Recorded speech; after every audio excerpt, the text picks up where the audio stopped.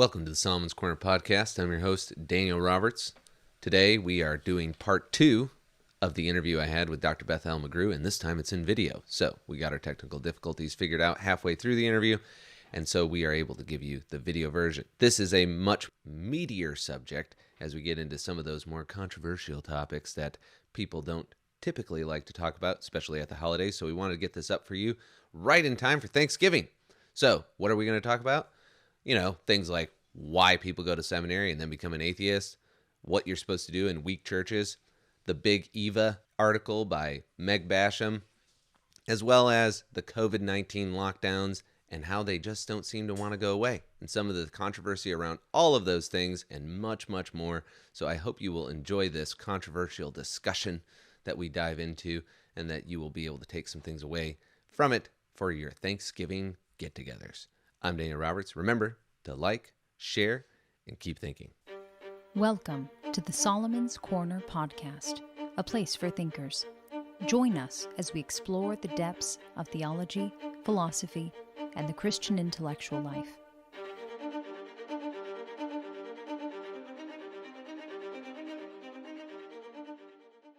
All right.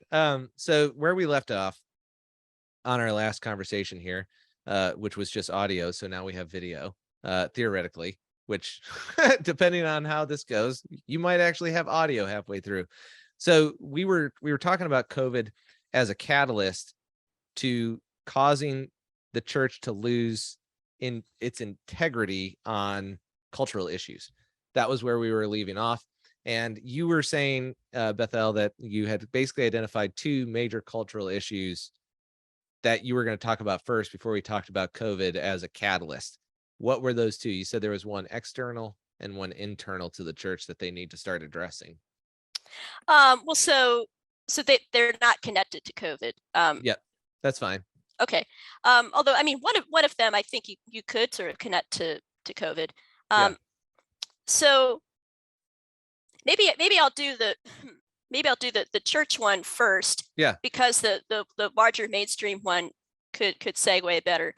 That's fine. So I think one issue that we have to deal with in our house as a church is fixing our seminaries, because I think I hear all the time about young guys going to seminary and losing their faith.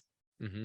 And the narrative is, if your kids are going to grow up and go to college, secular colleges, and lose their faith. Yeah. And I want to say, well, okay, why are young guys going to seminary and losing their faith?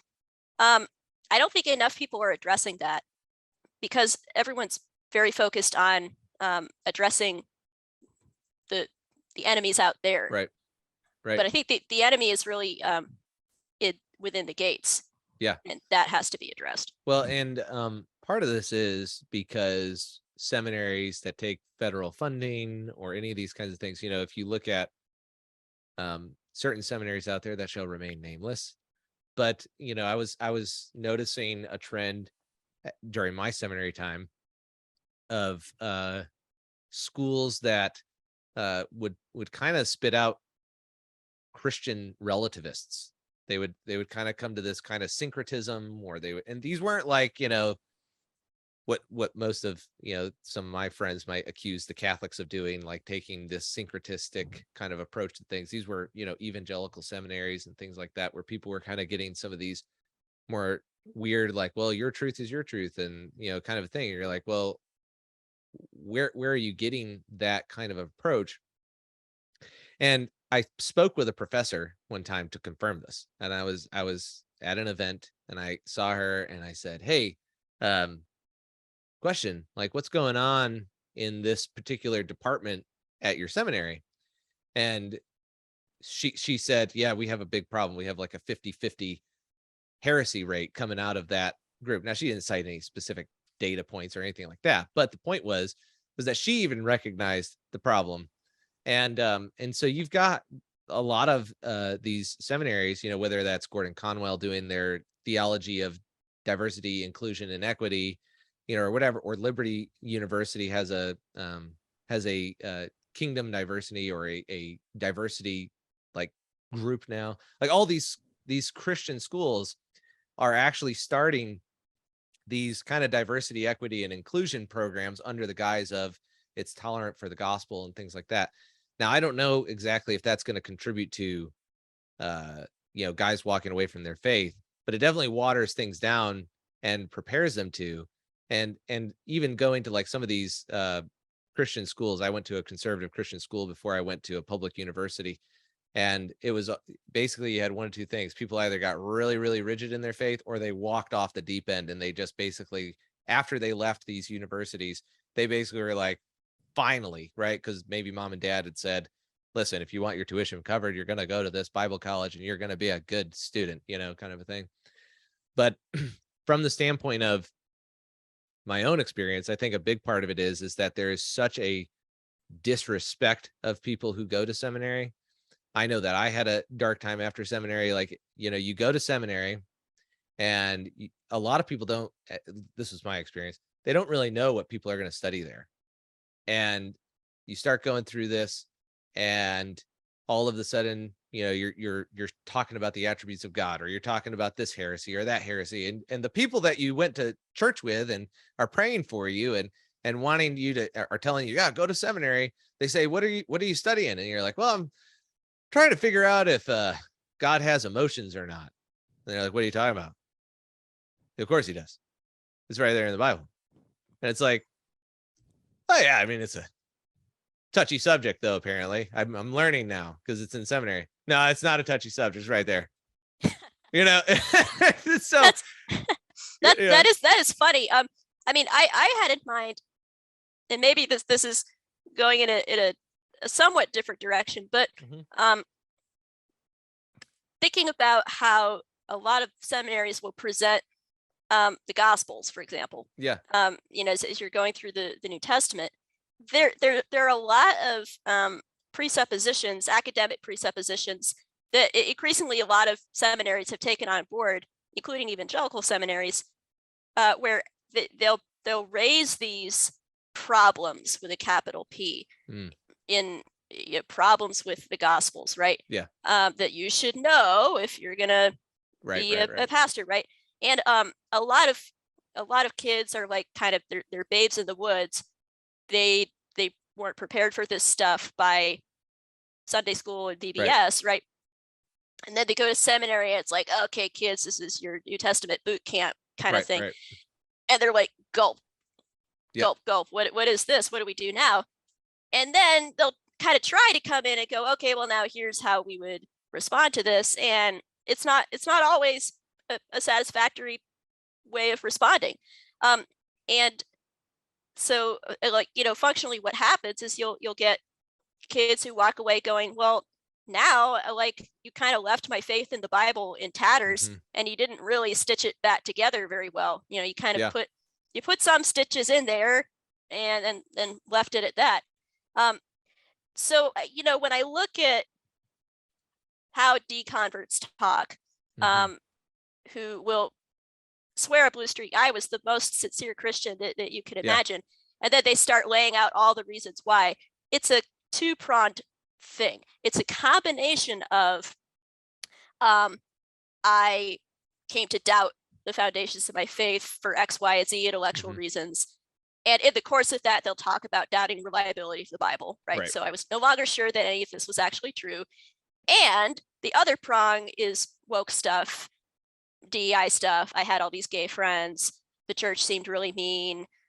I couldn't understand why they were so mean to gay people or whatever, So you have the combination of this powerful emotional pull of woke stuff, which has this, it seems very attractive and compelling, and Christianity seems like this bitter killjoy, right?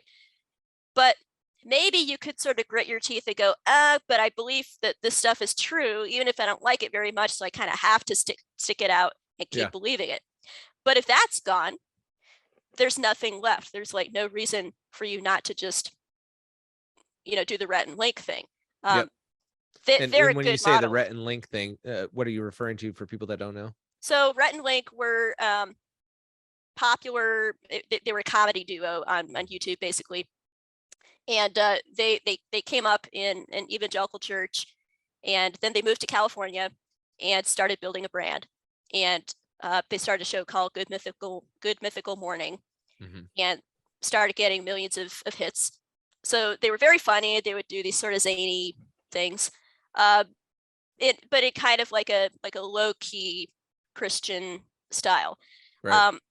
So then at a certain point, they each started having a crisis of faith, and then one day they decided to put out a podcast announcing that they weren't Christians anymore and giving this whole big long history of why. Right. And so then at the time I kind of went through and I did an analysis of it, and I saw that two-pronged thing that I just laid out there. It was this combination of, we read some books and, right, like they would we say read some books, smoked some weed, Yeah, and we exactly. decided not to be Christians anymore. Right, like, evolution, man, Yeah. it's right. And so and they would say stuff like, please don't send us any book recommendations. We've already been there, done that, read the books. So it was a combination of that. And I'm like, okay, I'm waiting for the rest of the story, right? And then gradually the rest of the story comes out. It's like, oh, okay. And now I see the other half of it, right? So this is where, in a weird way, you might be able to sort of tie together some of the DEI stuff, or Christian universities with gay clubs, right? Well, and I think what you're saying is, and correct me if I'm wrong, but essentially once that foundation's gone, it creates a vacuum. Exactly. Yep. And like we've talked about earlier, is that this LGBT, the DEI, it resembles a religion. Yes. It has a lot of the what's the word, contrition, right? Like you have to come and confess your sins of whatever you were doing, the original sin of whiteness. Whatever it is, and then once you do that, now you become an ally or a believer, and now you have these. Well, now you have to wear the icons of the religion, and so all those kinds of factors. Josh Harris is another good example of this. The I Kiss Dating Goodbye guy, right? He was literally the poster kid for a generation of young evangelicals. So then what happens? Oh, he doesn't believe anymore. He's like, he can't trust, it's not really true. Oh, and also new Instagram pic for Pride Month. Yay, Pride. Look, here's my rainbow bracelet, so like, okay, here we go, Well, and the other thing that's interesting too, and I can talk about this a little bit from personal experiences. I grew up Baptist, and then I just recently became Anglican. And when you join a new group, right, you're like, oh man, it's so new, and you're like, oh man, you guys cross yourself. Okay, I'm gonna start crossing myself, and you're like, all right, I'm in it, and you're like, oh, where'd you get that book of common prayer? You start just, it's just imitating. like by osmosis, right? Because you've already made the leap. And we've seen this before. I had friends who went Catholic, and one of the things that happens is it's just like, well, it's this kind of novelty of the new, not intending like a double meaning there, but I think it works. But the idea that, it's just, I'm basically your relief because you've just decided, all right, I've made my decision, right? Now in 2 years, are you still going to be wearing that rainbow flag? Are you still going to be doing, who knows, right? But I think that you're right, that this kind of foundation that it's the rainbow flag, but it'll be even uglier because well, did you see that thing that Microsoft released? Did you see what they did for you'll have to look it up on Twitter, because like they basically are like, you know what, we just want to make sure everybody is included, so we did this community-based diversity image, and it's like rainbow, like just this like kaleidoscope. I did see that.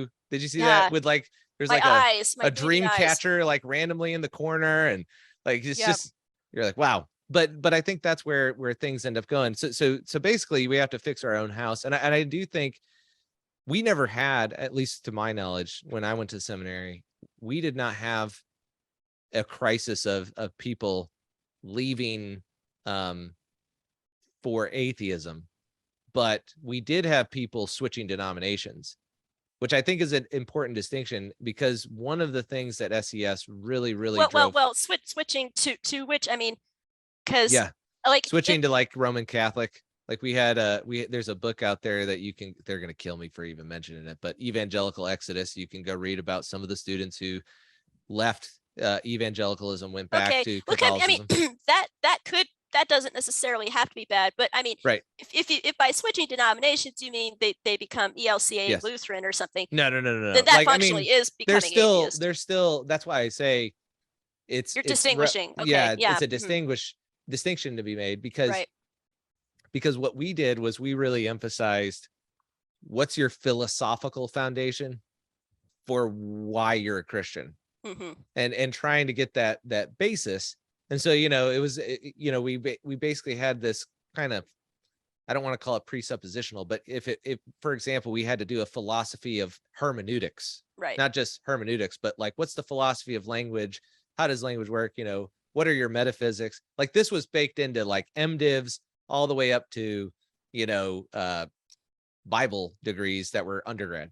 Everybody was getting some level of, well, you have to know logic. You have to know like these basic principles outside of just what's the latest literature on the problems with the New Testament. It was like, we still talked about documentary hypothesis. We had to, or like any of these things that would cause people maybe to question the authenticity of the Bible, but we did it from the standpoint of, well, first we're going to, approach it from a philosophical justification for Christianity as the most plausible view. Kind of like what we were talking about earlier with your secular humanism and Christian humanism. It was like, well, we just have a better ontology. Yeah. And obviously, part of the reason why people may have gone to Catholicism is because a big part of that was rooted in Thomistic philosophy, Natural law, natural right? law, this kind of stuff. And here's the deal. And that's an issue. So, I mean, I think biblicism can be a big problem, because we called it bibliolatry in seminary. And this is going to tie right into sexualityism, because if all that you're handing young people to combat sexualityism is, it says here in the Bible that God doesn't like when two men have sex. Right. I mean, you need to give them teleology. You got it. Yeah. So that goes to what you're saying here about a switch to Catholicism. Now, of course, they're going to get there. Yeah. And they're going to look around, and they're gradually going to figure out that they didn't. It's a it's not a church of Matt Walsh's.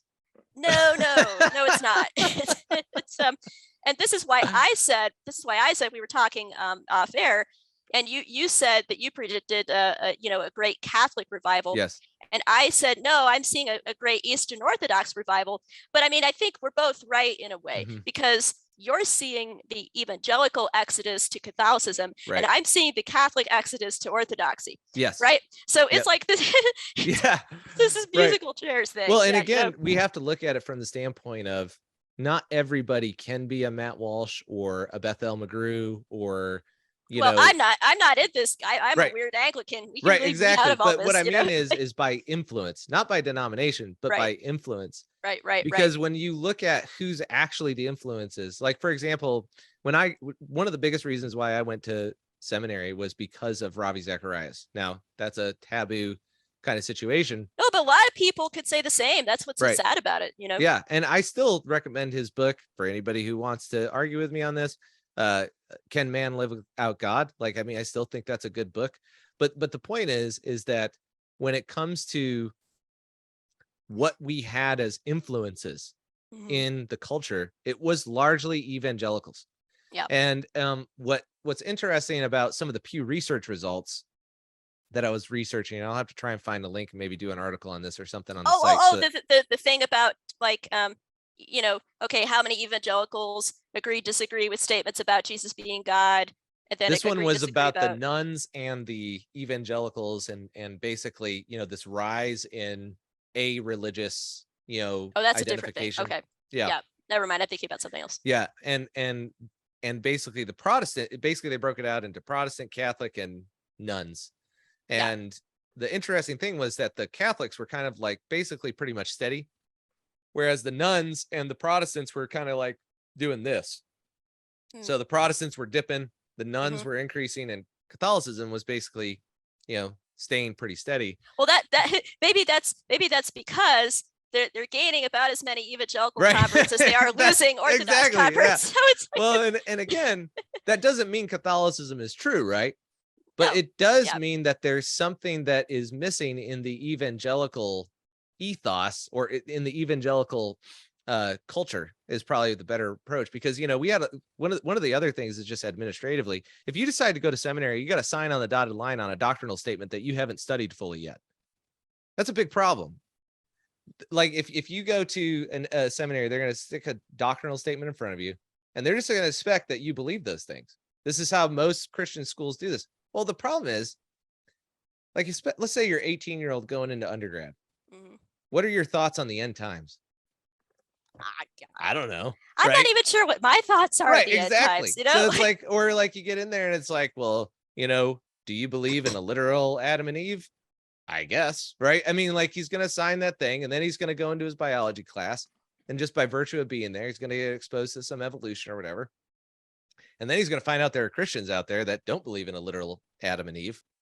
But the point is, coming back, that we had people who went to seminary who got through the degree, and they had signed on the dotted line, and maybe they're not walking away from the faith, but at the end of their time, they said, yeah, I have a lot more questions about that doctrinal statement than I signed now.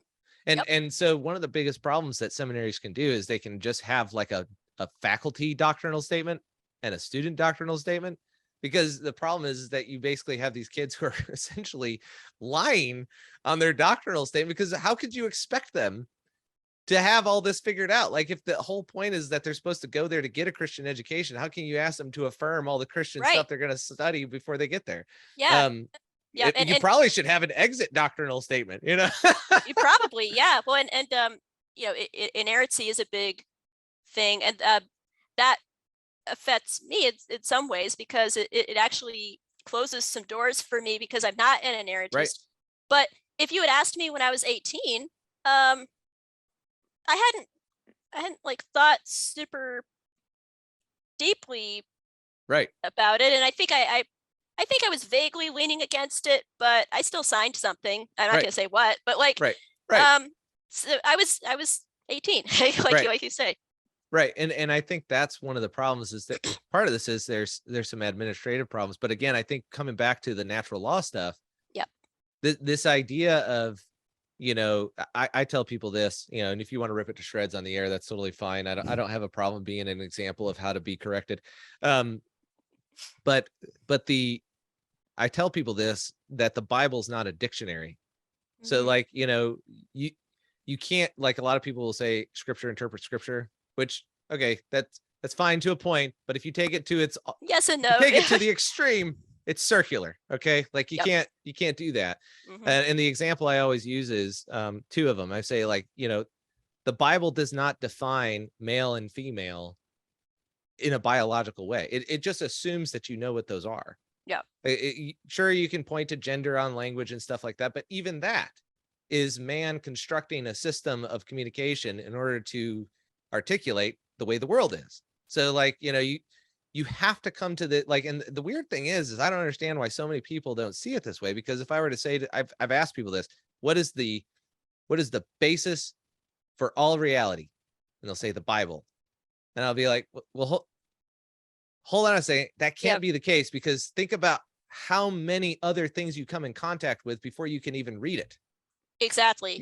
Like, there has to be this understanding that there is something outside of the Bible that the Bible actually rests on, which makes it as special as it is. Like, it can't just be this thing in a vacuum, because, like you were saying, if it is just in a vacuum, well, now the transgender person can come along and say, yeah, but we've discovered a new way of gender that the Bible didn't know.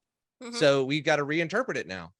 And I think that kind of gets at what you're... then they did that with homosexuality. Like, well, they didn't know about loving consensual relationships. They were just talking about rape and stuff. So Now, the third thing I would say that, and again, this is kind of my tech background, like we were talking about before coming into it, is that I think people underestimate the influence of the internet on this whole situation, right? Mm-hmm. Because there is this overwhelming existential fact that you can't know everything, and it's in your face every day. Yeah, exactly. Yeah. All right. Gee, right. Daniel. Well, I used to say to people when I was in seminary, the most important thing you could possibly do right now is take a logic class. Because music to my ears. I'm teaching logic right now. Hey, yes. There you go. And the reason why I would say this, and the text I recommend to people is, I have it right here. is this guy. I don't know if you like him or not, but Peter Kraft, Socratic Logic. I've recommended this to professors, and they've actually used it in their college courses because it's actually cheaper than some of the books they were using before. He gets into some analytic stuff at the end too, which is kind of nice. But Stay tuned for more textbook hacks from there. Daniel. Yeah. Yes, there you go. Hey, and on top of that, that guy did not like Thomism, but he liked this. So I felt like that was a win, right? But anyway, but the point is that when you look at the internet and you look at all this stuff, you know, you bring up the removal of the foundation of the Bible, right, as authoritative. Then you throw in this LGBT, diversity, equity, inclusion to fill that vacuum. The other thing that kind of pushes them in that direction, though, is the fact that now they are exposed to this plethora of Christian denominations that they would have never had experience with prior to the internet. Like most of the time, if you were sitting there and you wanted to learn about Catholicism, for example, or Eastern Orthodox or Lutheran or whatever, you went to your pastor who went to seminary and you say, hey, what do the Catholics think? Like I can still remember this at my home church when I was growing up. We did a 6-week series on the Catholics. When I went to seminary, I was still, and this is not a flattering comment, I went to seminary and I was like, well, there's basically 2 views of communion, the Baptist one and the Catholic one, right? And then it was like, no, there's like 4. 50 views of. Yeah, 50. You could get 50. We only got 4. But the point was like, hold on, wait a second. Like, this is what's going on. And I remember sitting there. It wasn't that all of a sudden my Baptist theological influence was wrong, like in my mind. It was like, I felt like I had been cheated, right? Like this whole time I thought we were the ones that had the corner market as far as like influence, and that we had the steal. And again, this could be my fault. I'm not trying to like throw out, you know, because again, when you're 18 playing video games, you're probably not paying a whole lot of close attention to things. And well, and I mean, so I was just going to kind of interject because I've had a few conversations with people who are working through doubts about their faith, and I've heard once or twice it come up, like the sheer existence of multiple Christian denominations and the differences that exist is enough to shake some people up. Now, I mean, this is strange to me, but then, I mean, you know, with my background, I guess I was sort of inoculated against that. But I could sort of see that if I kind of got inside a kid's head and, you know, she dives down the rabbit hole of Catholicism or whatever, and then she comes back and she goes, I mean, can I really trust that there is such a thing as Christianity, right? Mere Christianity. Thank you, C.S. Lewis. When, like, my head is spinning, you know? Right. Well, and again, I think like you point out something that I've actually been asking people to actually address, because William Lane Craig has a series of animated videos on YouTube. Did you know this? I didn't know he had done They're very that. good. Actually, you should check them out for your students. I highly recommend. And actually, we had some people from SES who did the voices for them. And so that's how I got connected with them. And I know the guy who did the animations and stuff for them, and he's a good friend of mine. But they did one on whether or not Christianity is the true religion. And the arguments are very solid. They're very sound for that particular issue. But I picked up on this as well because of and this is just me speculating, but this evangelical idea of I am certainly saved, right? There was this big question of, and we ran into this too in seminary, of the debate because of some epistemic issues with Thomism and reading some of these passages like in 2 Peter where he says, you know, if you have these virtues, basically virtue, knowledge, you know, I can't remember the whole list, but it's basically a list of virtues. And he says, this is what should help you know that you're saved. So the issue is that because of this assurance issue, like, am I actually saved? Like that was a big question for almost every single person that I had throughout every phase of my life. Was like, well, I know that God can't not honor his promise, but what if I'm not really saved? And a lot of people would say, well, if you're asking that question, then it's a good sign that you are, right? So if that's the milieu that everybody's operating in, well, then the problem becomes, okay, well, what happens when the Catholics have a doctrine that says, hey, if you're not in the Catholic Church, you're going to hell, right? Yeah. And they read about this and then they're like, well, hold on a second. Well, then if these denominations, I mean, most Catholics don't believe that anymore. It's just like 3 rat trads out there somewhere, you know? Right. But again, those guys like Dr. Taylor Marshall, he's got like 400,000. Have you heard of this guy? He's got 400,000 followers on his YouTube channel. I mean, these people are getting a lot of influence.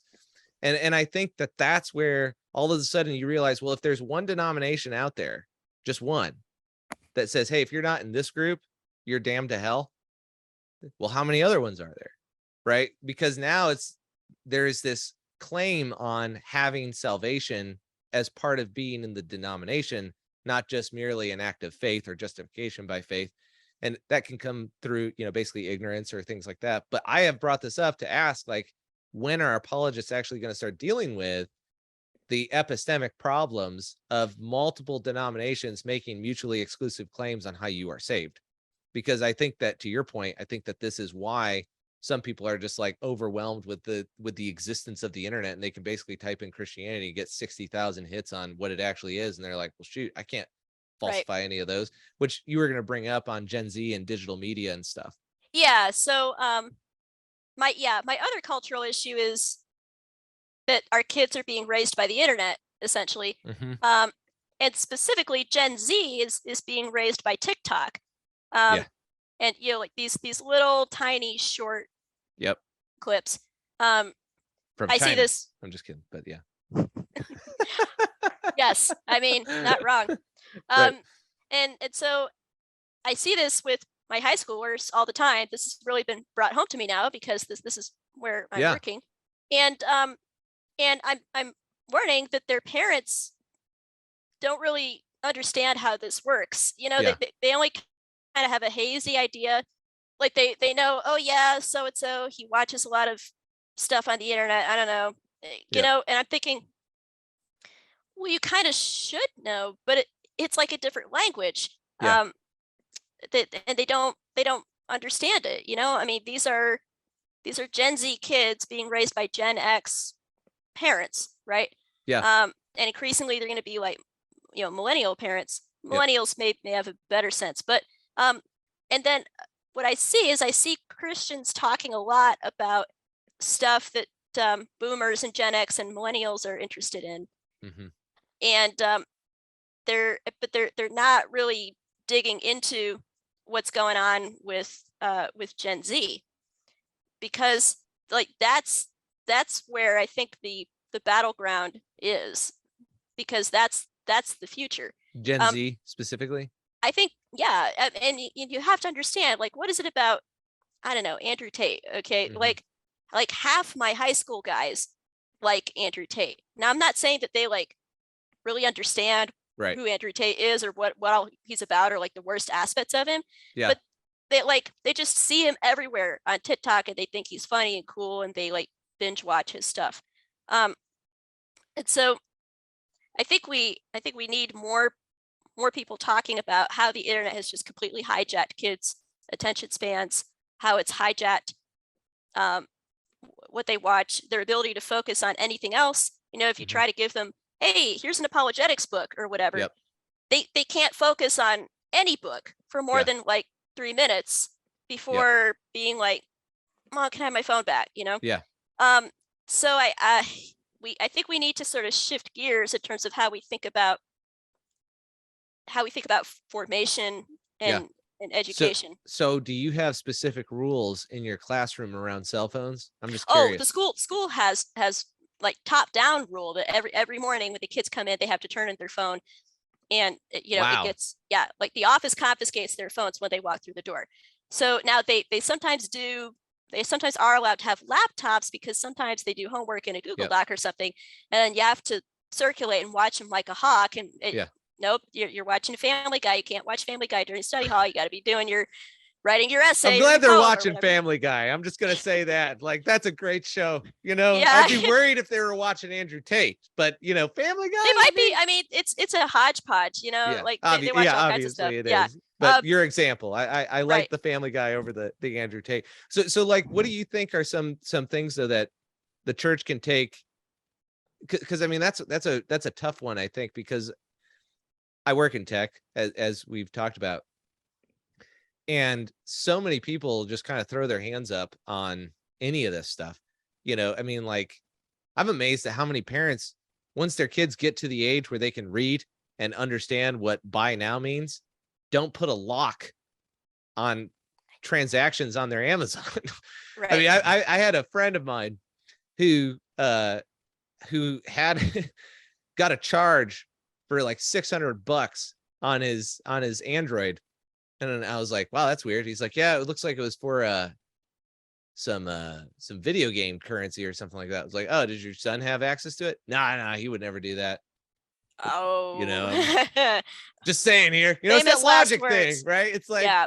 I don't know, you know, I don't think you play a lot of video games on your phone. Turned out the kid had totally dropped $600. He was just, you know, he was just, you know, oh, sweet, I could buy more gems, you know, $50. Right. Yeah, awesome. And then he built a small little castle that will just get deleted after the game, you know, comes off the internet. But Yep. what do you think is the approach to some of this tech, like from a teacher standpoint? Like, do you see, like, are your kids like more, what would you say, more grounded, given the fact that they have at least an education system where they do take their phones and require them to actually, like, you know, They're be definitely in a human better, beings? yeah, I mean, they are certainly, you know, in a better place than they would be if they didn't have that environment. I mean, you know, I'm working with one kid who he's like, if he's not officially ADD diagnosed like he should be, but you know, the school gives him some boundaries and it gives him stability. It forces him to sit down and pay attention because he's a brilliant kid. I mean, like just off the charts Yeah. bright kid. I love working with him, but his attention has been fried by this garbage TikTok stuff.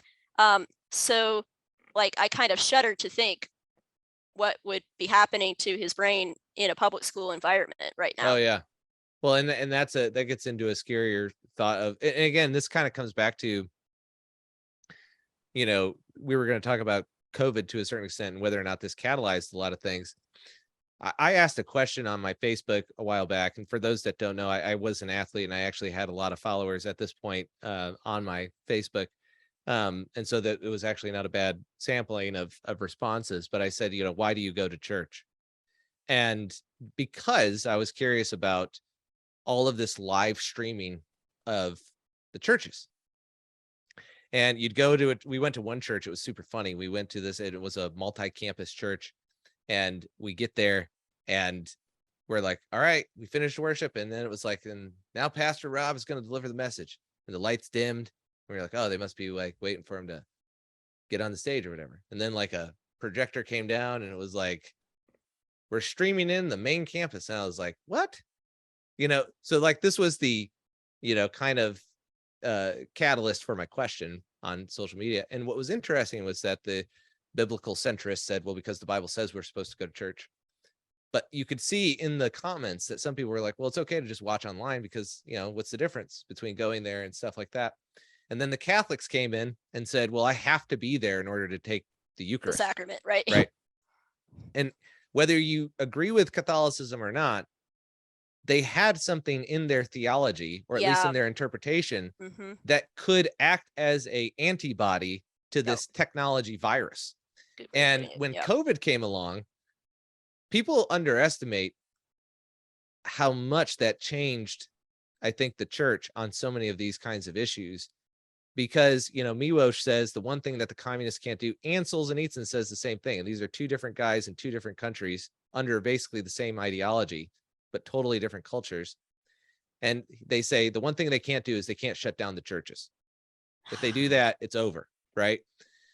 The fact that as a global phenomenon, churches were shut down all over the world almost overnight is an accomplishment that I don't think enough people appreciate based on people who survived totalitarianism. That fact alone, the church basically came in and de facto endorsed technological replacements on a lot of things. I had conversations with evangelicals who said, yeah, we'll just stream online until they lift it. It's like, well, I mean, like, well, it's pretty much the same thing. It's totally different. And, you know, and if an employer understands that this is totally different, right? Like people would talk to me about the fact that they had alcoholism problems at home, because for a lot of people, their social interaction, you know, forget just the cell phone aspect with your students for a second, just the fact that people no longer had physical contact with each other. I mean, I was just gonna point to that because that's the other thing.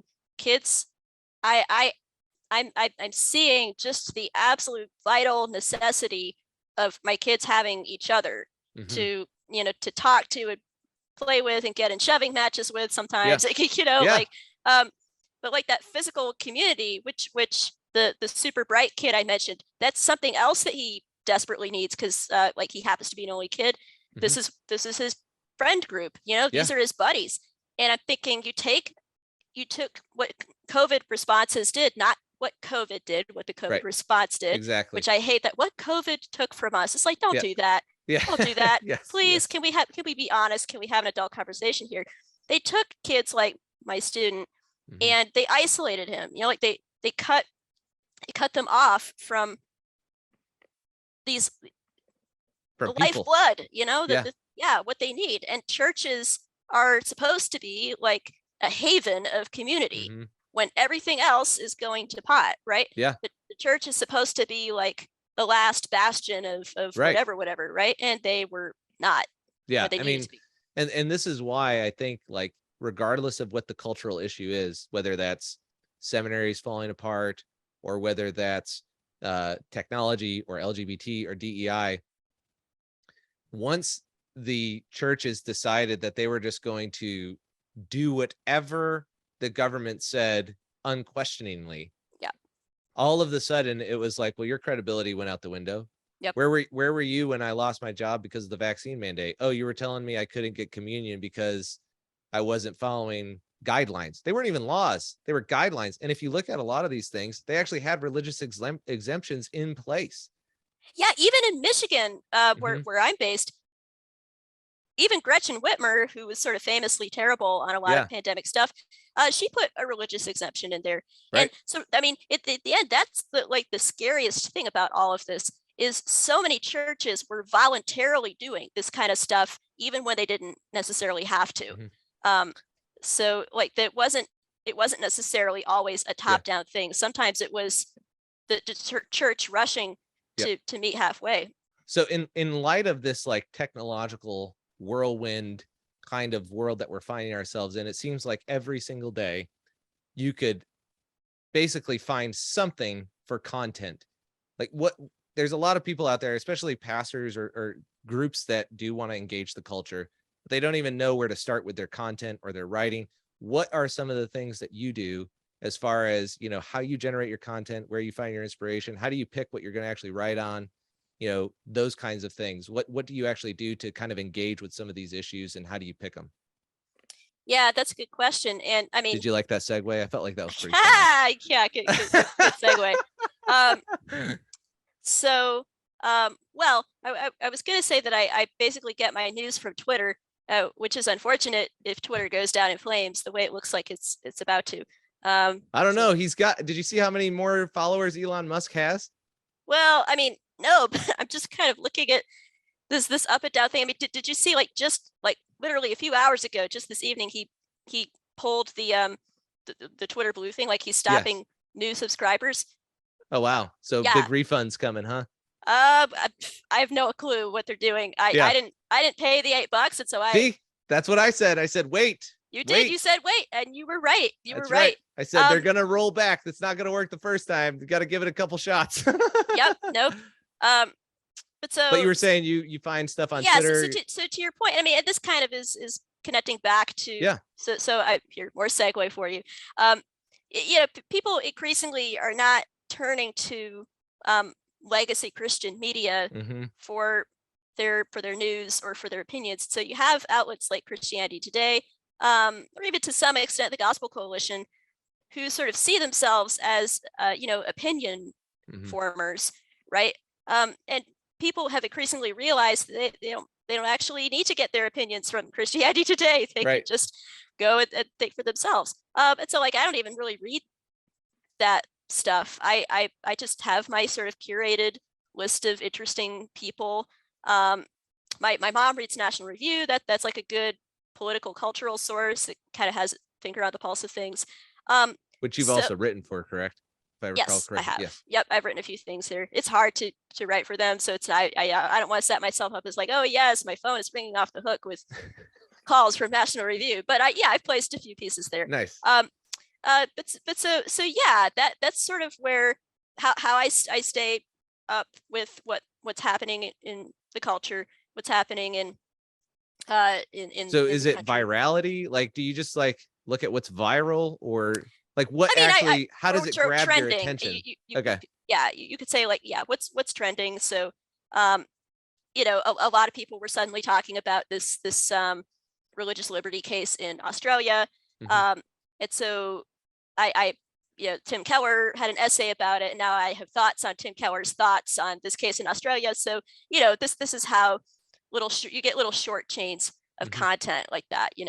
Um, but I try sort of self-consciously, I try not to necessarily go out and write a take on everything that's just because it's trending, right? Yeah. Because chances are good that a few other people also have a pretty good take at World Magazine or First Things or something. Um, and so I always want to be thinking carefully, okay, what could I say that's different, that's bespoke, that would like add a dimension that other people aren't getting into? And then sometimes Bespoke. I'm not familiar. What do you oh, mean? bespoke. Okay, so bespoke means like uniquely you. It Okay. means you're distinctive, Gotcha. All right. right? You're on mission, basically. Right, Yeah. but you're on mission in a way that nobody else could be Gotcha. exactly on mission Yeah. because it's unique to you. Yeah. So uh sometimes that means that some big thing happens in the culture or politics or whatever, and I end up never writing anything about it because I had other things to do, and three other people wrote pretty good takes on it, and then the news cycle just passes and everyone's talking about something else, and I'm okay with that. um, Mhm. so like as a writer, I like to try to write about stuff that's going to be evergreen, stuff that's going to last, and on which some of this other stuff is resting. Hmm. And so then for that, I'll go to literature. I think about history. um, I think about problems that aren't going away, like the kind of problems that are not just like flash in the pan, here's what everyone's Mhm. talking about this week, but okay, what's lying underneath some of those flash in the pan type cultural things. And then I try to write something that's getting at the roots there. So those are just a Yeah. few guiding Okay. So I have a principles. selfish question for you. How Yes. do you get around writer's block? Now, I understand other people have this issue. Some people don't. I have it. What do you do to you get know, I around writer's block? If you I'm say I sorry. don't struggle with it, I'm gonna just be like, cut I this, cut it out, Lindsay. I'm just kidding. Is that gonna be your response? You're just one of those gifted people. You ever sit there and say, "Oh Yes. man, I mean, damn I it." I tell you where I do struggle with it is in like anything more literary or creative. So like I would love to write more poetry. Yes. I've written a little bit of poetry. I think I actually have a talent for it. Um, Same with fiction. Like I've tried. I've done a few fiction experiments, as you know, and I think Yeah, I have some ability there too. I Um, agree. but I'm like um, I'm almost paralyzed when it comes to trying to generate new content there because it's so difficult. Yeah. So that's where I really feel writer's block. But with nonfiction and like short takes Right. and stuff, Yeah. that I'm so interested in so many different things, um, that even if I don't like immediately have thoughts on one thing, I'll be like, well, okay, but I can just like pull out something from this history project I've been Yeah. working on and throw that in there, Yep. and that'll. Well, and this, I don't know if this is how you think about it, but when I am dealing with something that in cultural engagement, it feels like the rules of a board game have already been set. Yep. And I kind of know, like, I'm strategizing in the context of a game that's already been set for me. Mm, But when I'm writing something in fiction, I feel like I'm creating a board game. Like I'm mm-hmm, creating the rules.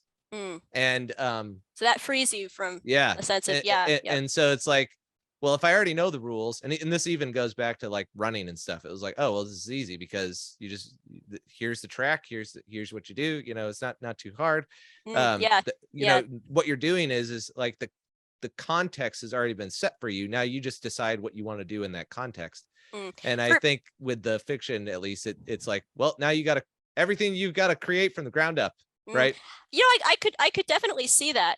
Um, for me, I think it works more like, what am I good at? What am I less good at? Because I'm a perfectionist. Like I'm so meticulous about everything that I do. I want to do it perfectly or as close to perfect as I can get it. So at this point, I think that I have mastered short form nonfiction. I mean, Okay. like, I hope doesn't sound bragging, but like I think that's something I've arrived. I know how to do that. Well, if you want to But put anything on Solomon's Corner, you just let us know. I've read some of your stuff. I'll take it. hey, thank you. We'll think about it. Yeah. But when I come to fiction, it's like, oh my goodness, this is hard. Like, and if I do this, I really want to get it right. And like, if it's is it because like you're worried about it not being believable? Like, what's the root of all kinds of things, right? I mean, I want things that are believable. I want things that have a good sense of place. I need to plot. Like I really struggle to come up with good plots that hang together. There's so many things that have to be right, even for like a 2,000 word short story. So many things that have to come together, right? Especially if you're writing like realistic fiction as opposed to fantasy. And I don't really. But by that distinction, you mean like a story that takes place in London, for example, or something. Sure. Like you kind of have to know how they talk and where they go and that. Anywhere, right? I mean, we were talking off air. You were talking about how Pureflix could never make a movie in Boston because people in Boston use the F word constantly. I could write a story in Boston. Maybe I'll write a story in Boston. Maybe you could write it. I could write it. Yeah, exactly. That's a good one to lead with, right? Yeah. If you're trying to really set yourself up for offending Christians, write a Christian fiction in Boston. Exactly, right? So yeah, I mean, but that's like a great example of the larger problem of, okay, I picked an area. I mean, like I wrote a little story that was set in the town of Portage, Indiana, which is this kind of like, it's not a great town. It's this kind of really rundown blue collar little town, which I knew a little bit about, but I've never been there. And so even for like a little small town in the Midwest, so we're talking micro scale. We're not talking like I'm going to write a story about New York or whatever. Right. I did my research. Like I went and tried to learn as much as I could. I tried to learn like what the people were like kind of how they talked, what some of the issues were. I thought about my character has a managerial position at Walmart. I found a Walmart in the town. I thought about the geography of the area. So even for like little details when she drives to work, what's she going to see? That's the kind of stuff, if you really want to do top-notch fiction writing, you got to put in the work to think about that. And that is so time consuming and tough, And people underestimate that too, because, they look at somebody like Jack Carr, and they'll look at his books and, and again, whether you like Jack Carr or not, I really think his approach to writing is really interesting, because he takes his experiences in war and then creates a fictional thing he's around writing that. Right, and he's writing what he knows, which is what everyone tells authors. Now, I don't know that I agree with that like rigidly. I mean, somebody once was telling me, I mean, granted, I had sent him a bunch of stuff that kind of sucked, and so it was understandable, but was telling me like, why don't you just write about being a graduate teaching assistant or something?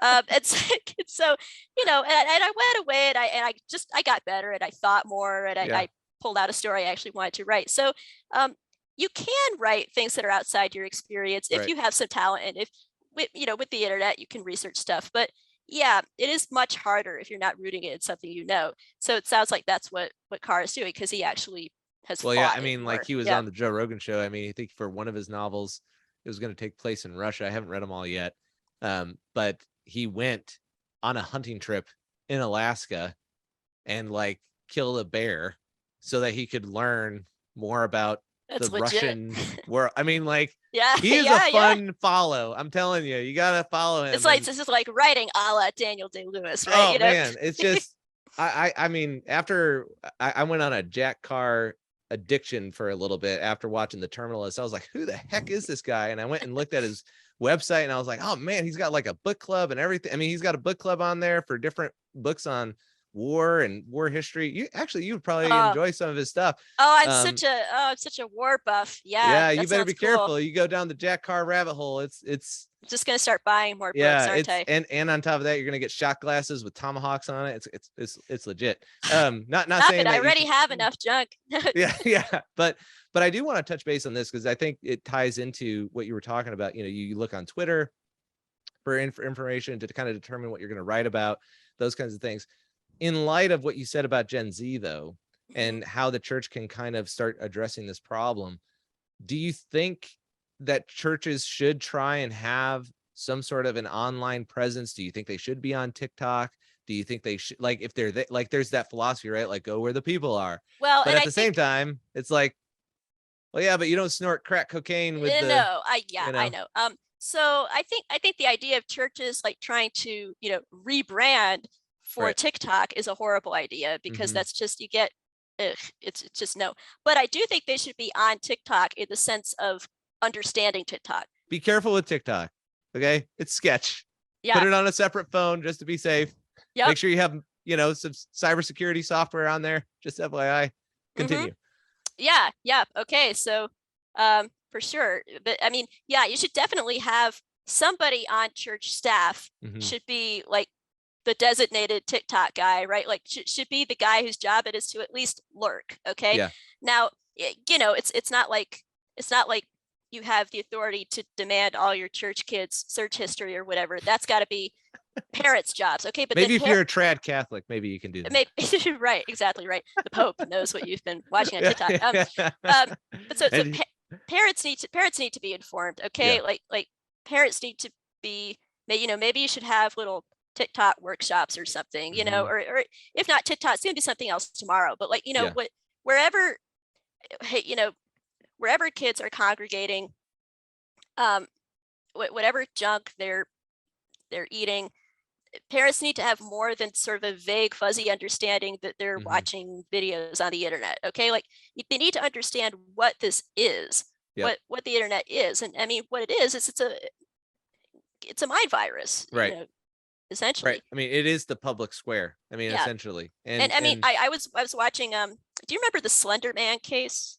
Slender Man. No, I'm not familiar with that. Okay. Do you know it, Lindsay? Yeah, I do. Okay. I wrote about it. Okay. See, you're not reading my Substack. She is. Lindsay is. Okay. Lindsay read it. I do read it. This is occasionally. She's calling me out on the air. Cut All this right. out. So for Daniel and other people out there who are not smart like Lindsay and don't read my Substack, I'll just like summarize really briefly. So Slender Man actually, interestingly, it was a case that it was like before TikTok, before Twitter. Sort of like in the age, like kids had tablets instead of smartphones. Okay, so it was sort of in that in between space. But already then, kids were on message boards and forums and stuff, and you had something called creepypasta, which was like horror memes. Okay, and like people would come up with like these fake legends and stories, and they would do like found footage, like Blair Witch Project type stuff. Yeah. Right. And so then the Slender Man was this character who was like a boogeyman. Yeah. Like a villainous guy lurking, and you would go out in the woods and see if you could spot the Slender Man. Right. Gotcha. And these couple of girls who were just really, something was not right with them. They were just socially awkward. They were messed up. They were autistic, and they spent all their time watching videos on the internet. Became convinced that Slender Man was real, was not just a made up story. And further, they became convinced that they needed to kill one of their classmates as a human sacrifice to Slender Man. Oh, boy. Okay. So this gets really dark. And so they tried to, they did not succeed. Thank God. The girl actually survived. But then they were put on trial, and it was this horrific attempted murder case, essentially. Wow. So, and that was even before the age of the smartphone. And so that shows you, and I just kept thinking, and I watched a documentary on Netflix. Parents should watch this documentary. Or maybe it wasn't Netflix, maybe it was HBO. And there are interviews with the parents, and the parents are just these gentle, sweet, It's a clueless documentary people. on Slender Man. Yes, and I think it's HBO actually, not Okay. Netflix. And I think it's I think it may just be called The Slender Man. You'll find it if you Google around. Yeah, I just want to make sure I know which one it's on. Yeah. And so like these parents clearly had no idea, and then they'll like intercut clips of interviews with these distraught parents, and then things showing the kids' search histories. Like what kind of disturbing stuff they were seeking out, what kind of rabbit holes they were falling down. Mhm. Okay. And so it's so many times, I mean, when you look at school shootings, okay, like I want to know what those kids' search histories Yep. were, like what kind of stuff were they seeking out? What were they looking at? Probably pornography is a factor. That's something else that, I mean, you want to talk about a cultural issue the church needs to be involved with. Okay. And that's another one that's inside the gates. Okay. That is not just an out there thing. Right. So I feel like parents and pastors and teachers, people in positions of authority really need to start waking up and understanding what this kind of stuff can lead to. Mm-hmm. Well, and that gets at the, this, one of the things Miwosh says is that technology is more subversive than violence. Yeah. And I think that what you're talking about definitely highlights that point. We could pull out a ton of other examples, but the point is I agree. And one of the things that's concerning to me is whenever a parent says, oh yeah, my kid wouldn't be that way or doesn't do that. It's like, your kid might not be, but like once you adopt that mentality, porn, like my kid would never look at porn. Your kid has probably already seen porn. Yep. Your kid probably first saw porn like 2 years ago when you first gave him a phone. Okay. Yep. I mean, the reality is if you're not checking the internet history, you just don't know. Yeah. And I think that's where, one of the business ideas I've had, so I guess if somebody wants to steal it, they can, is actually like a business of like going around and setting up people's like home networks, because parents don't understand how to actually do this. Like they don't understand how to actually implement, learn, like security measures and stuff like that. And I will say this, on the topic of technology too, there is a practical element here.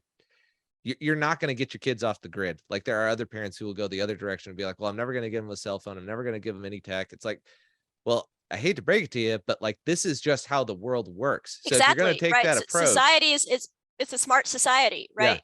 Yeah. And you can't escape it. Yeah. And when it comes to this kind of stuff, one of the things, I'll probably get some flack from our small little group of followers that we have, but one of the things that I do think is valuable is actually having younger kids like learn how applications work. And one of the best ways to do that is actually through Nintendo video games offline, because we take for granted the fact that a lot of this is predatorial, right? Like a pop-up or and algorithms. sometimes it's literal predators. I mean, I was just reading this terrifying little thread on Twitter by a guy who has a friend in the FBI who was telling him like how predators will use these apps to target your kids, and stuff parents need to know there. Right. So you've got a couple threats, right? You've got negligence, right? Like just a kid randomly being on the internet in an app developer, right? Or some sort of software doesn't have their adult content locked down right? That could be a problem. That could be something like HBO. That doesn't have to be Pornhub. Like it should just be something like, video games they shouldn't even be watching. A lot of people don't even realize that like if you're on a PC gaming network, for example, there's the ability to allow for adult video game content, which never made it into the public, but is definitely out there on the internet for online digital services. But the second thing is that you have to make sure that a kid understands the nature of applications and software, because they don't occur in nature, right? The way that a kid learns about the world is he goes out and plays in it. You can't do that with the internet because you're going to have some catastrophic damage. It might as well be like throwing a kid in the ocean and full of chum and basically saying, learn how to swim and avoid the sharks, right? So the approach to actually understanding like the privilege we had of growing up with the internet was to actually watch it evolve. Yeah, exactly. So like when we see something like that sketch, we just know, that's sketch. But if you actually were to ask a kid, is this pop-up sketch? It says you won a birthday prize. Well, is today my birthday? That's probably what they're going to say, right? the problem is that you have to have a strategy in place that actually says, all right, I want you to actually learn how these things work. Like, what is a professionally designed application? Video games can be a good place for that because it's not necessarily, it hasn't been targeted as much as the other industries have been with the woke stuff. It's still there, don't get me wrong, but it's not overt. It's not like you don't have like a straight up lesbian character. You will in some stuff, but you won't have it quite as bad. But the point is that, just little things like learning how this, like just the logic of a software program and what it's supposed to do, that can be good too. But to your point, they still have to be able to monitor a lot of these internet histories and things like that, and understanding that, like, yeah, it's a mind virus. That is what it is. That kind of gets me back to some of these things. There was one other question I wanted to ask you on this subject is, obviously, these things do affect the future leaders of the world, right? Like, I mean, the desensitization, like what we're doing is we are essentially raising up the next generation to be barbaric rather than civil. Men without chests, like yeah, Lewis would say. Yep. Yeah. Which I'm glad that you mentioned it that way, because a lot of people misunderstand that from the standpoint of they think it's just like guys who lack courage, basically, but it's not really what he's getting at. He's getting at this like animalistic thing that happens because of technology. So I was like, oh, hey, yes, I'm not surprised that you know that, but yeah, well, and it's interesting you should say that, because yeah, I see that play out in, like, okay, there's woke propaganda, but I'll see kids who they're actually not vulnerable to woke propaganda. Right. In fact, maybe they're very self-consciously anti-woke. Maybe they're making gay jokes all the time. Okay. Yeah. What they're vulnerable to is, materialism. And I'm not talking the philosophical kind of materialism. I'm talking like, hey, success, women, shoes, money, cars. Right. Exactly. Right. The Andrew Tate group. Yes. Right. That's where a guy like Andrew Tate comes in, because he's anti-woke. He's like, I'm gonna teach you how to be a man. Okay. I'm gonna teach you how to have game, how to, make money, join my my startup that's definitely not a Ponzi scheme. It's like, right. Like these shysters, they're like macho shyster pimp types, coming in. Well, and that's kind of why I want to ask you is, like, you've got this, you kind of have this tribalism kind of appearing, and in the tech world, you kind of watch this happen almost on a slow, steady stream, right? So you had Facebook, and then you had Twitter, then you had Snapchat, then you had Instagram, and then you had there was another one. There's another one out there. I can't remember what it is. But you had I think it was it might have been TikTok. I can't remember, but basically you had these, and each one kind of sucked in a generation of people. Yeah. Right.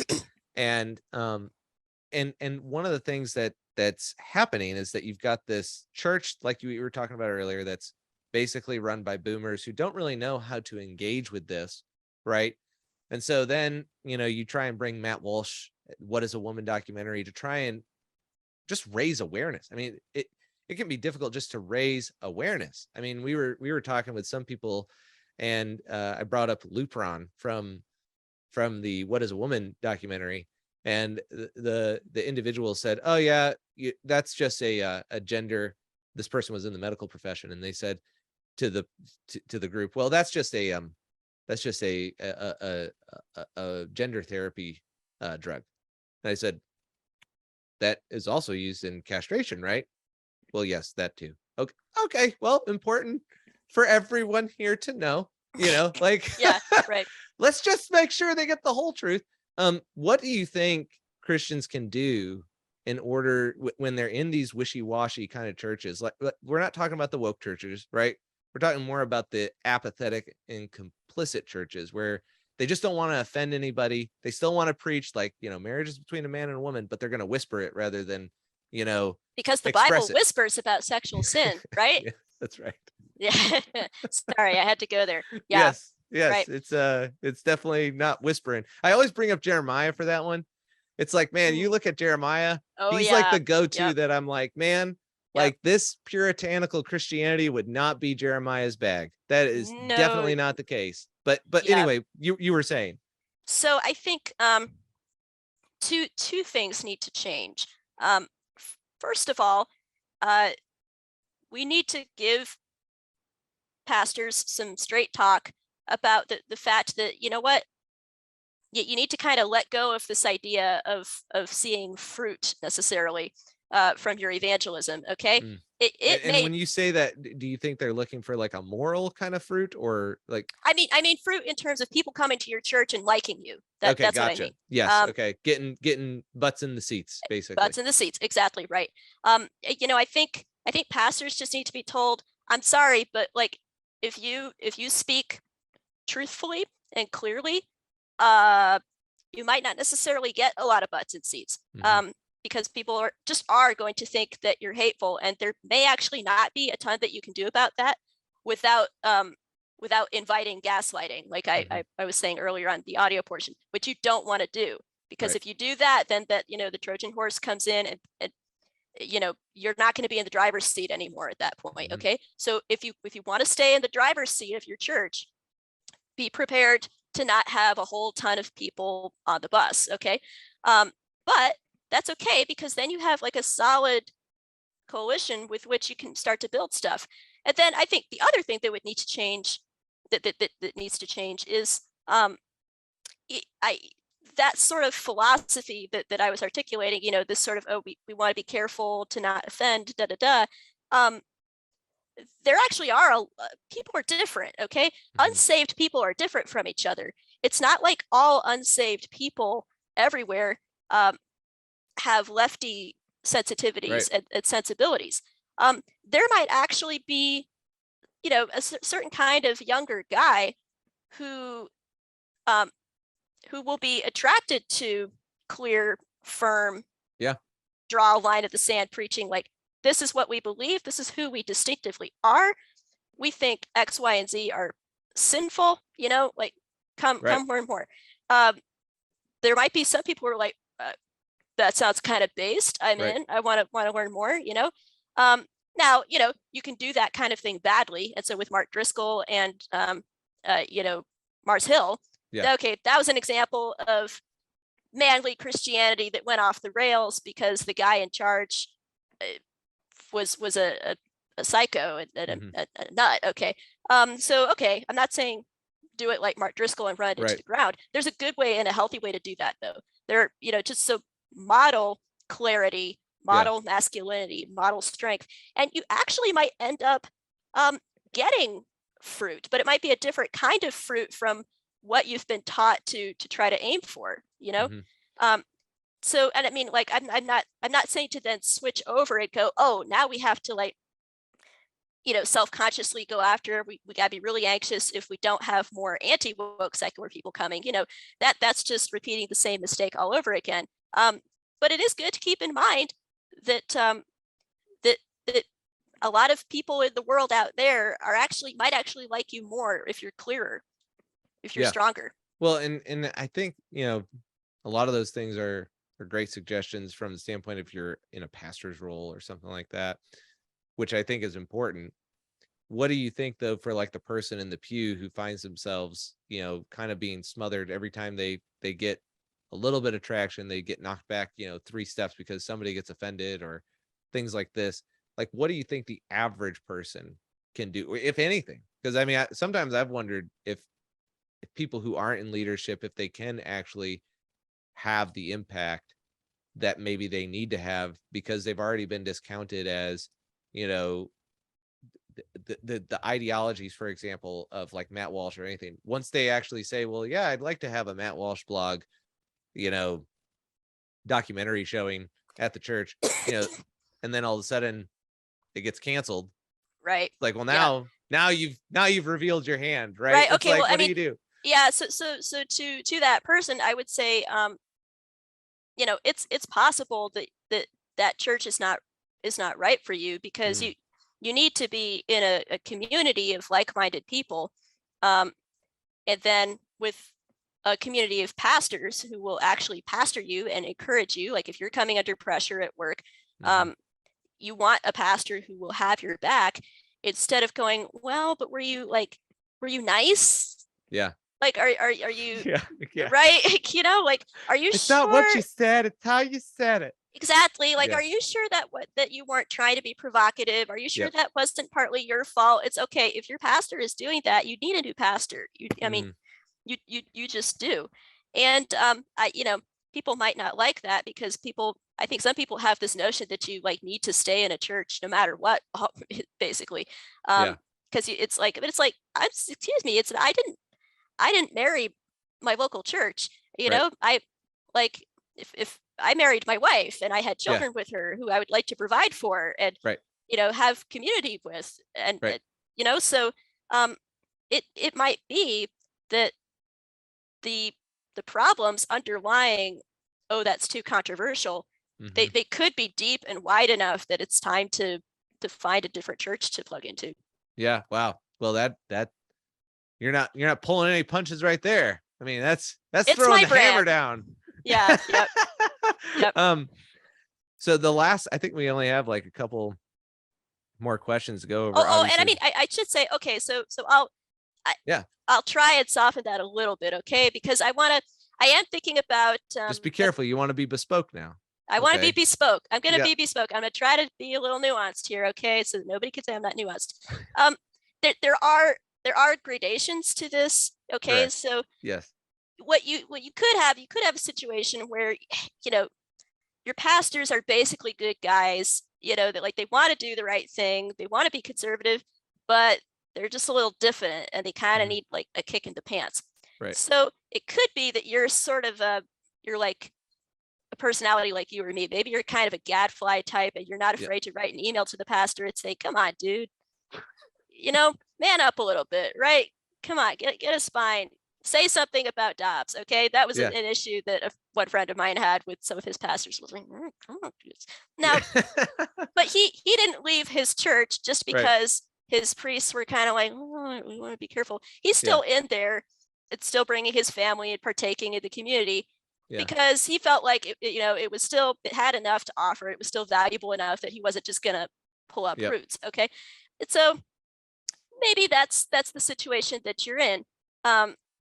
So I'm not saying automatically like the first hint of a woke pastor, time to find a new church. Yeah. See what kind of influence you have. Yeah. See whether maybe you could be a force for good. You could help to nip something in the bud. You could hand Yep. your pastor a book. Okay. Oh yeah. Well, and I think that's important to point out too, because once it's important. One of the things that I don't like is the silent complainer, right? Like the person who will come to the small group, complain about what's going on at church, but will never go To the and talk pastor. to the pastor. Yeah. Yeah. And I don't think the pastor's like that either, right? The thing that happens a lot of times is that people have their opinions and they keep them to themselves because they don't want to be that congregant. Exactly. And Yeah. I think it's important to keep that framed correctly, but you have to have a line in the sand where you're like, all right, I gotta say something about this thing. Now, if you're like me or you, right, there might be, several lines in the sand that get crossed, and each time there's at least an email, right? Like there's Exactly. gotta, I mean, that's the bare minimum I could do. I'm not like walking in there, dragging you out, but I do think that there has to be more. You can't just have what I don't know if you get this, but some people will say this, well, like your gift is just to be a prophet, and and nobody likes a prophet, so that's kind of it. your We have the bag. gift of prophecy. Which of course I always like to say to them, like, okay, especially if they're one of the ones who's saying this, it's like, okay, so are you going to listen to what I'm saying then? Because remember what happened to the people who didn't. I'm not going to put the title of prophet on myself, but as long as you're assuming I've got it, that means you're going to listen to me, right? Yeah. Yep. Well, I Might guess as well not. get some mileage out of this. Exactly. Yeah. But I do think that you're right, that what you point out is really important, is that if you are silent, and the same thing applies in politics too, like if you are silent, don't get mad about the fact that you're not represented, because how can that person know that you want your opinion represented if you never voice it? Mm-hmm. And this happens in politics too. And one of the examples I use is Mike Pence in his debate with I can't remember the guy's name now. The vice presidential candidate. Yeah, it was vice presidential. Whoever it was. He was a Catholic, which is pro-choice Catholic, which is a contradiction in terms. But the point is, they were in this debate and they got on pro-life, and Mike Pence basically said, well, the reason why I am, I'm 90% sure I'm remembering this correctly, but it doesn't matter if it's fact. The point still gets proven, is that he basically said, I'm pro-life because of what the Bible says. And he cites that famous passage of, I'm fearfully and wonderfully made, and blah, blah, blah, blah, blah. Yeah, it's not a bad passage. Not a bad passage. So if you think about it from a political strategy perspective, he could do one of two things. He could give a natural law argument, or he could give a biblical argument. Right. And what his job is as a political candidate is to represent the people who can't be there. And so a lot of times, people don't understand that this applies outside of politics too. It's like, well, your pastor is supposed to kind of know what you're going through in order to shepherd you. And like you're saying, if he's going to slap you in the face because you're doing what's right, well, then you probably don't need to be there. Yep. But at the same time, if the only people that are coming to him and saying, we need this, we need that, we need this, and you're just being silent and complaining at your small group, well, you can't really be frustrated if your church the squeaky wheel gets the right. grease. Exactly. Yep. And so, I do want to touch base on this, big EVA a little bit. Yeah. Well, I mean, that's sort of tied into all this big Eva. Yeah. Yeah. Big Eva, big evil. I mean, big Eva. I will just start it off real quick, because I know that you've got a ton you could talk about on this, because you and Megan Basham, man alive, I watch you guys just like go after these dudes. It is a bit like you guys are like Joan of Arc, or like you're like these feminine warriors that are just going out there because the men have kind of like dropped the ball. Yep. I'm right there with you, but I only have about 120 followers, so I don't know that everything I say ever gets out there, nor do they care. But I have retweeted your pen pictures. Yes, you have. I think they're great. Yes, they're great. Well, as Jordan Peterson says, what will you write with your pen of light? Which I thought was a weird coda. Yeah. Anyway. Just like the end. But anyway, I use it as inspiration for our pens. So, but one of the things that happened there was like Francis Collins coming out. That was the big shocker for me. Yes, that was a great report. And honestly, that was really, I liked the way that Meg wrote that report, because Meg gets lots of flack for being a rabble rousing, provocateur, unaccountable hack journo. I mean, I'm just like, this just like free association stuff people say about Meg. But honestly, when I read that report on Francis Collins, it was a really professional, measured report. She just laid out the facts, and they were damning enough. You're talking about, she did 2 articles, right? Because she did one on the leaked audio, right? Yes. And then she also did that was the one I had in mind. But okay, gotcha. Yes. And that one I haven't read in a while, but the one that I had in mind was just because she in the article she did on I think it actually is Big Eva, or how the federal government co-opted evangelicals in the COVID right, response. Which was related. Yeah. Yes, because they're still on the same vein. Yeah. Yeah, it's right. That was an important piece, because it was talking about how BioLogos was like essentially like the Christian arm of the government, right? Yeah. And so it was this trickle down effect where the government was like, okay, well let's find people that evangelicals trust. Yeah. Let's make sure they have the proper bullet points, the right messaging, the right narrative, and then they will go out and broadcast to their followers, right, in Christianity Today or whatever, and then we'll influence people, which is such a patronizing way of thinking. I mean, it's like just assuming that this is how everybody functions by getting their info. But I mean, that is in fact how some people function. So it's not like they were entirely wrong. Right. I mean, we're extremely independently minded people who like to, if somebody tells us you must do something, we're probably going to not do it, at least not right away, until until we've thought about it. But that's not how other people work. And so it was just so sad to me that whole thing. Well, and I do think that there was a psychological shift that happened. I think, like Andrew Clavin said, he was shocked that the churches just kind of went along with all this stuff. And I think a big part of it was this. It's the same formula every time. Well, if you're a good Christian, you're gonna like fill in the blank. Yeah. I mean, that is just we should probably ask the question. Well, like, wait, hold on. What do you mean by good Christian? But the thing that shocked Yeah. me was because when I was prepping for seminary, I applied to Biola and I applied to SES, which was ironic because it was during my application process to Biola that I discovered SES. And one of the things you had to do to apply at the time was you had to do a comparative analysis of 2 books. And I chose Francis Collins' Language of God, and then I chose Stephen Meyer's Intelligent Design. That's a Obviously, one great is compare contrast. one's Yep. very thick, one's very thin, but in that book, I came across William Dembski's arguments for intelligent design. And I wanted to find out where this guy was. I was like, who is this guy? Like, because he was making like an actual, and I didn't understand everything about it, but like he was making this mathematical positive case. He wasn't just saying, well, you can't explain blood clotting, so God exists. Like that was kind of it wasn't God of the gaps, even though Right. that's what, like, I know, and I hate that. And a guy like Collins, see, I mean, we don't really have time to sort of get into all this, but right. there really is a sort of a through line here between the sort of stuff that an org like BioLocus was doing before COVID Yes. and the line that they took during COVID. But yeah, Yep. continue. Well, and so, reading Language of God, because, Francis Collins kind of takes a theistic evolutionary approach in that book. And I was like, well, I don't necessarily agree with him, but I like his book, learned some stuff that I didn't know before, in general, it was just a good book.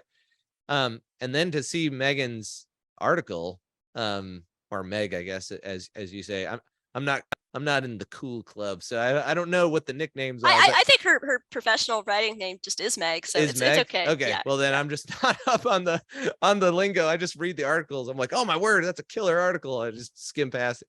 But the thing that she highlighted was all of these ethical problems that surrounded the research and things that he signed off on and all this. Mhm. And Well, he's always been in favor of embryonic Yeah. stem cell research. I mean, some of us were saying that about him years ago. right. So Well, and like, again, it was like a mix of old and new news. Well, and I think part of this is, one of my biggest disadvantages is I never thought I was going to go to seminary. I never thought I would be even doing what I'm doing right now. I kind of figured I had already paid my dues as a Christian athlete, standing up for the faith, giving the best arguments I could, and then moving on into the sunset. Right. That was kind of my philosophy. So I was like, yeah, I don't need to read anything about Christian culture because I'm good going to church and I'll see you guys later. God had other plans, and I found myself in seminary being like, maybe I should have read more C.S. Lewis before I got here, so I didn't look like a sore thumb. All these other people are like, I've read 50,000 books before I got here. You're the jock, right? Yeah, exactly. Yeah, like I still remember. Just a side note, you'll think this is funny, at least I think you will. But I mean, I remember taking my first philosophy class, and we had to read Oderberg's Real Essentialism, and the first couple pages he's using like essence and accidents, or essence and form, or something like that. Mhm, And I yeah. was trying to figure out, like, what are these terms? What are they? Well, the only thing I could draw from were video games. So I had this friend of mine who was in there, and I was like, all right. So I see what you're saying there. Is it kind of like this video game, Ninja Gaiden, like you kill the ninja and there's an essence and you grab it? And he's like, let's just step back for a minute and not bring video games into it. And I was like, okay, just take me where you need to take me. He shouldn't have done that. He should should have just let me hang by my own bootstraps, Well, but like he should have like worked with that. He should Yes. So like, let's stay with the video games. Let's see if we can actually. Anyway. Yes, That's I my will teacher say, coming out. I think, yes, I think that you're probably a better teacher, but I Mhm. also know that trial by fire is a powerful teacher, and I burned the candle at both ends to find out what those things were. And yes, it's a humbling experience to go back through your first year of seminary books and read what you had questions about in the margins. So if you're ever needing just a dose of you probably don't, but I do occasionally.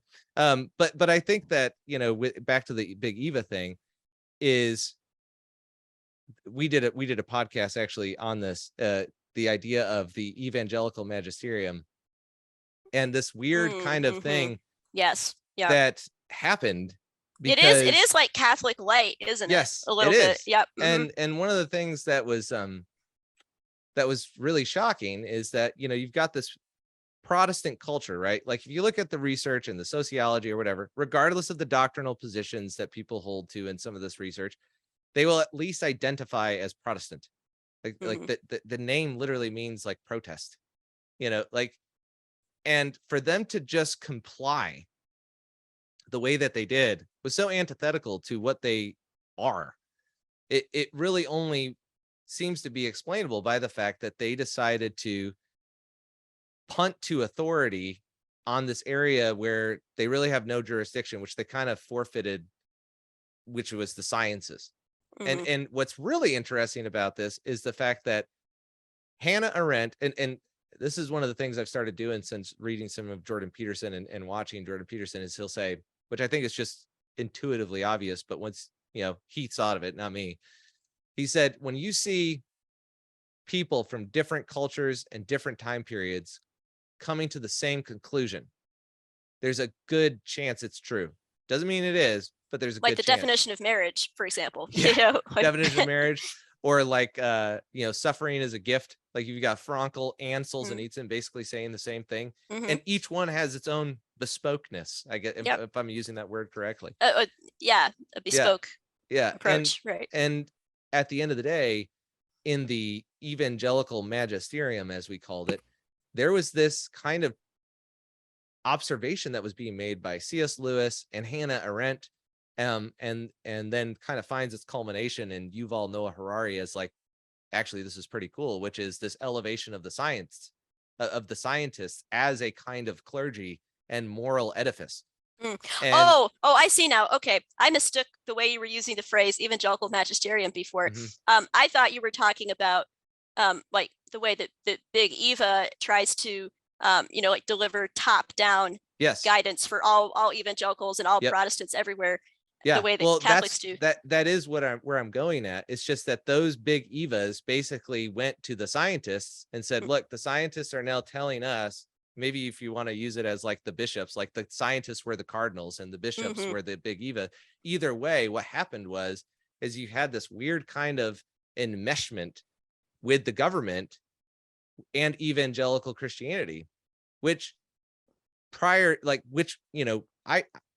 hate using this phrase because I feel like so many people use it now as millennials. I'm old enough to remember, but I am old enough to remember when people would say, well, the big problem with Catholic religion was that it got enmeshed with the government and it became this kind of, you've got to be Catholic if you want to be a citizen kind of a thing.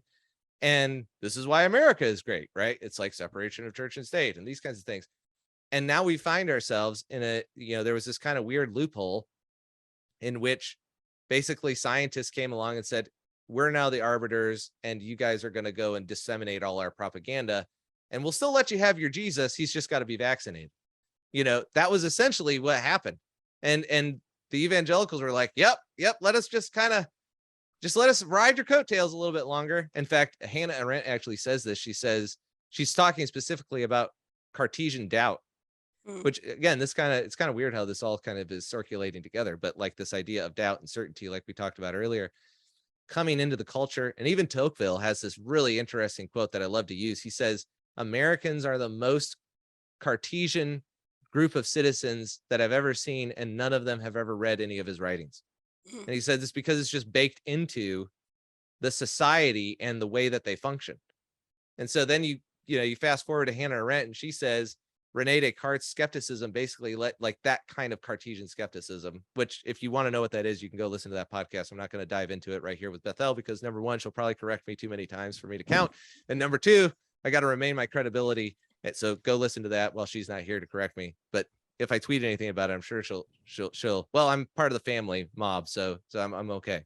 But what she says is that this leads to a new set of virtues that are owned by the modern scientist. And it's just very fascinating to watch those kinds of things manifest in real time, because then you see it actually playing out. It's like, well, your basically your trump card with Christians was if you had a PhD in science and you claim to be a Christian, who are you to debate me on whether or not this is ethically okay or not? And I really feel like that whole approach really, for me, opened up my eyes to the fact that, wow, you could have this thing like BioLogos. I mean, it was really like a shaker for me, not in the sense of like my faith, but in the sense of another kind of barrier of societal protection being removed, right? It was like, man, like I mean, I didn't agree with everything, but you read Megan Bashman's article and it's like, wait a second, you were what? You were funding research for what? Mhm. And you were laughing at people who what?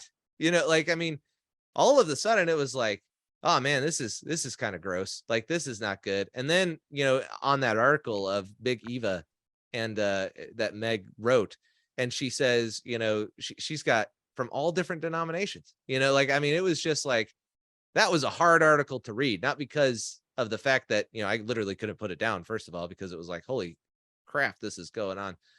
But also from the standpoint of you're watching all these people just kind of like go with the flow. And you're like, I'm very like every single one. I was just like, what? You're doing it?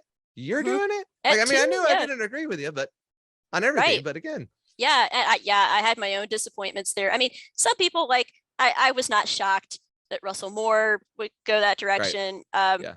Like, you know, and Collins, I already thought he was sus for years because I was deeply into intelligent design stuff. Right. And so he was such a jerk in the way that he treated ID, or, you know, Yes. just That is dismissed it, you know. actually a big So trend amongst those groups, but yeah, continue. exactly. And so this is all connected, right? Yep. Because science, right? Mhm. You know, we need to sort of, it's just part of like leaving fundamentalism behind. Yep. And you know, letting people know that Christians don't have to be weird about evolution. Christians can accept science too. Yep. And that was just ported over seamlessly here because the science was okay, X, Y, and Z about the pandemic, except the Yep. problem was that the science changed, like, so, you know, literally on a weekly, Yeah. monthly basis. Okay. And so Yes. it just disintegrated very Yeah. publicly there. But so anyway, yeah, I wasn't shocked by, I don't think anyone in Meg's article there. What I found sadder was even some more conservative people got really aggressive around the vaccine stuff. Yes. And I think, you know, they had a certain image in their mind of the COVID rebel who you know is Yeah. like an anti-vaxxer homeschool mom with an essential oils business who Yes. thinks, you know, right? Who we, you Yes. know, Uses exactly medicinal what marijuana for everything.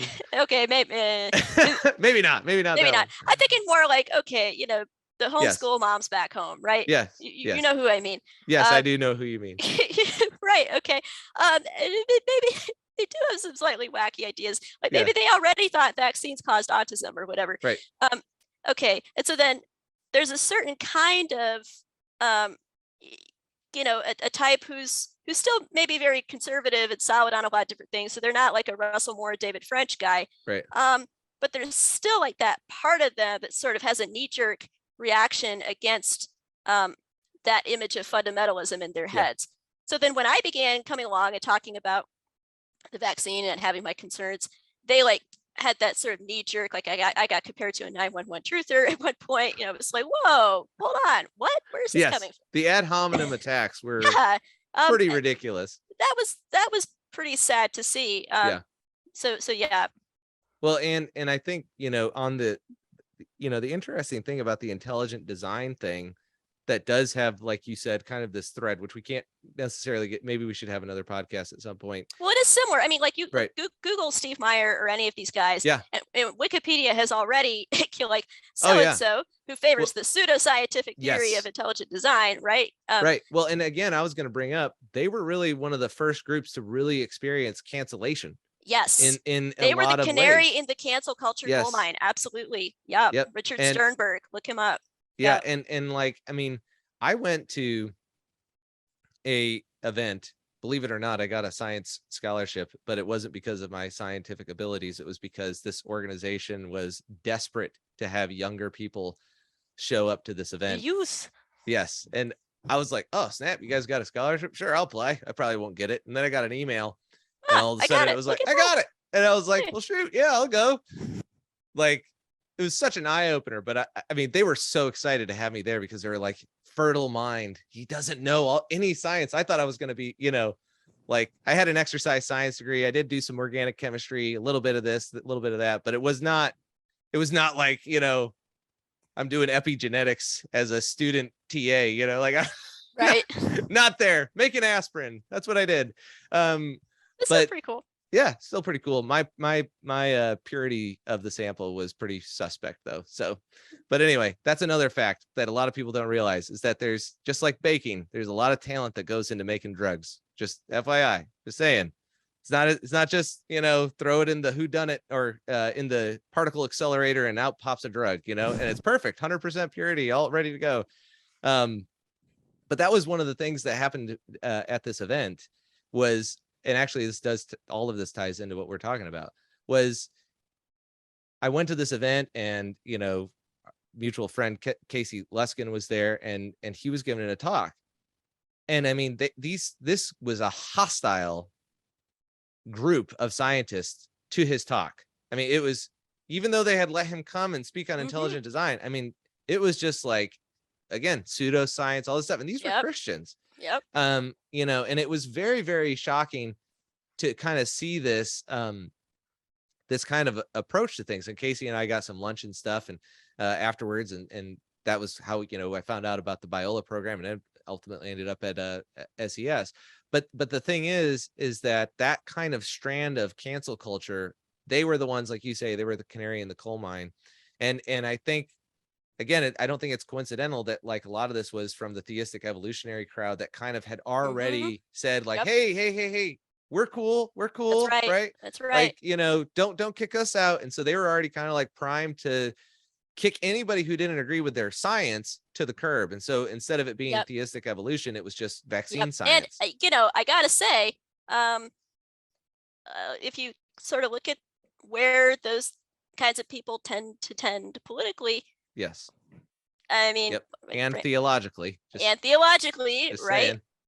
Yep. And I mean, I'm not gonna say that like your old pulpit pounding fundamentalist pastor back home was necessarily right when he's like, if you give away evolution, then the whole thing is gonna come down and the whole Bible's gonna. But I'm just saying, when you actually look at their trajectory of these types of people. Anyway. Yeah, 100%. Well, and one thing I was going to bring up too, just that kind of ties back to this, you know, organic chemistry class that I was in. As it's funny, the stuff that you end up using from your education, you know, that you never think you're going to use. And but one of the things was they talked about the practical side of going to market with drugs. And, you know, I mean, if I hadn't had that class, you know, I probably would have just been like, follow the science as well, right? But I remembered this particular professor and the TAs and stuff always kind of telling us, because they kind of treated it like we wanted to be pharmaceutical students, because there were some pharmaceutical students in there as well with us. It was like one of those things where your class has to kind of overlap with other degrees. And they would talk about the market of pharmaceuticals. And they would say, look, like, you know, the way that the market works, like if you decide to go and develop drugs or whatever, and again, whether this is true or not, I don't know. I'm not a pharmacist. So, you know, if somebody fact checks me on this, you know, 5 years down the road, then so be it. But the point is that they said, you know, 5 years after a drug's on the market, it's almost always coming back because they've expanded the sample pool so big that they've found new problems they have to address with that drug. And it's just part of the life cycle. So when everybody was throwing around this term like emergency authorization and stuff, if you just understood the way that sample sizes worked with like, you know, test studies, everybody basically said in our classes, as soon as it goes out to market, you just need to know you're going to have adverse effects. You're going to bring it back. You're going to go back into R&D, and then you're going to put it back out there. That's just how it works. And so when the thing that was a red flag for me was all of a sudden all this conversation around, well, it's great. We made this, you know, and again, it's a miracle, right? Right. Yeah. It was like, you know, Operation Warp Speed. And I was like, look, I mean, it sounds too good to be true. Right. I was probably like, is okay. It doesn't matter, you know, it doesn't matter whether it's Trump or Biden or whatever. Like, just again, like it's under emergency conditions. Like, just emergencies are risky. So it was like, you know, I just couldn't believe, like, I didn't have a problem if somebody wanted to get it or not. But the fact that somebody would immediately start to insult your intelligence or any of this kind of stuff, when you It was just said, creepy. yeah, I just have reservations. Yeah. And It's like, oh, what are you, some kind of anti-vaxxer? yes. It's like, yeah. And then there was this like mass hysteria, mass formation psychosis stuff that came out with Peter McCullough and things like that. And everybody got really, really frustrated on that front too. And they said, oh, that's a conspiracy. This is crazy. It's like, if you read Miłosz, for example, he says in the first chapter, I felt like I was participating in a massive psychosis. I mean, that's what he says. And this is after the fact, right? He's already been exiled and all this kind of stuff. He's written the book and things like, so like, it's not like, I feel like we're headed this direction. He's like, no, hindsight's 2020. We were in a mass formation psychosis thing. And I just think that, again, it comes back to a lot of factors, but whether we like it or not, it certainly seems like this kind of like things have actually changed, I think, in some ways permanently. Well, I don't like to say permanently, but they're definitely, it's like a cavity. It's like we're either going to get a filling or we're going to get a root canal, and we might not have any numbing agents. That's what it feels like where things are going. And largely because, and you can correct me on this if you see differently, but one of the other things that is frustrating is how Christians will oftentimes, and this kind of gets into that amnesty thing that's been going around a little bit, like, hey, Right. let's just move on COVID or whatever. amnesty. And, there's two things on that. If evangelicalism or Protestantism or Catholicism or atheism or whatever the majority view is of a culture, in some sense, the majority has to be held responsible for the societal, restrictions and cultural phenomenon that you see, right? If you've got a country that's killed 63 million babies that identifies 70% as Protestant, well, there might be something not necessarily wrong with government, but with the theology of that culture. Mm-hmm. Because you can't just sit here and say, well, I just don't know what I'm Christian. We're a Christian nation. Okay, but something's off here. And It's not just because Bernie Sanders knows how to attract a bunch of people. Mm-hmm. And I think that comes back to, I'm kind of rambling at this point, but you obviously, I was hoping that you were going to be like, this is starting to sound like it could turn into an episode on Christian nationalism or something, which it's like, right. Well, we don't want to go there.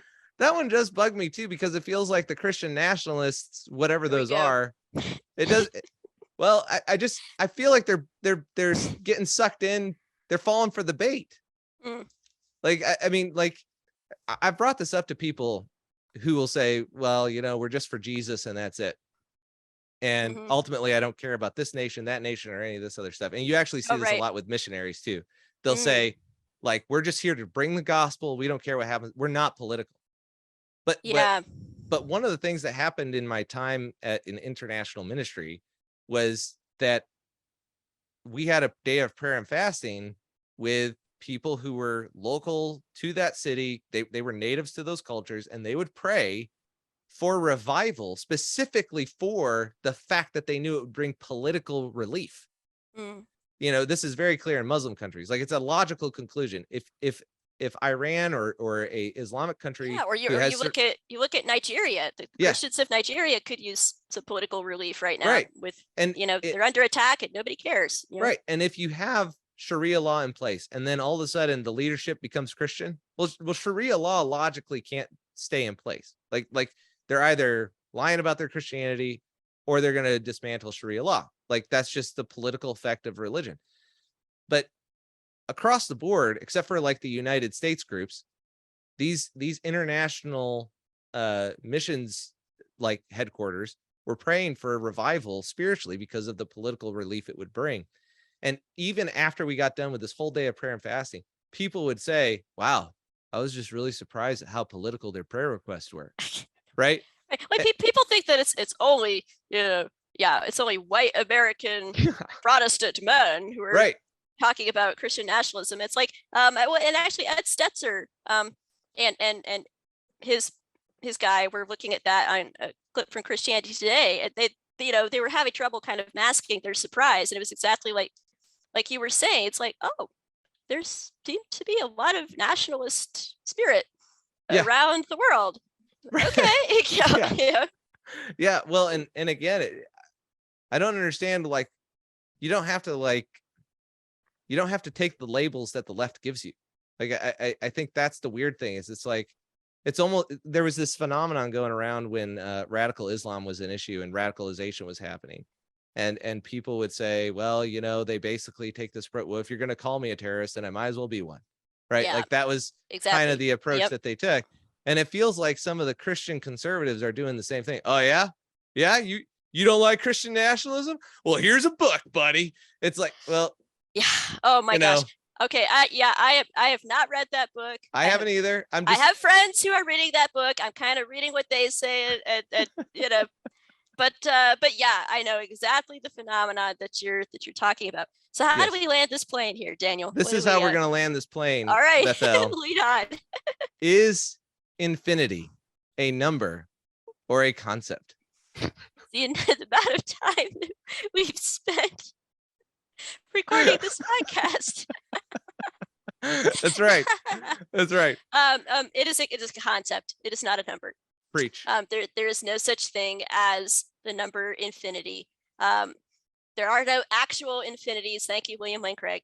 And in fact, you could wrap this up in an argument for the conclusion that the universe had to have a beginning, because you can't have an infinite sequence of past moments. Yes. I think it's been a while Correct. since I reviewed. There is an animated video that goes Good. exactly Okay, that through might. that. Yes. It's about all my brain can handle at this point, but yeah, I should go check that out. So anyway, yes, if it is a concept, not a number.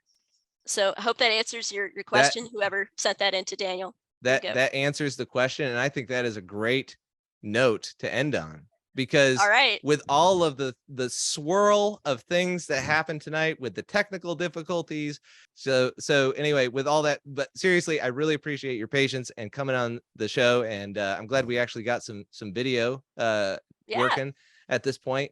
And we do have your pen right here, and as well as your well, I was drinking out of that one, so we won't give you that one, but this one, your Solomon's Corner,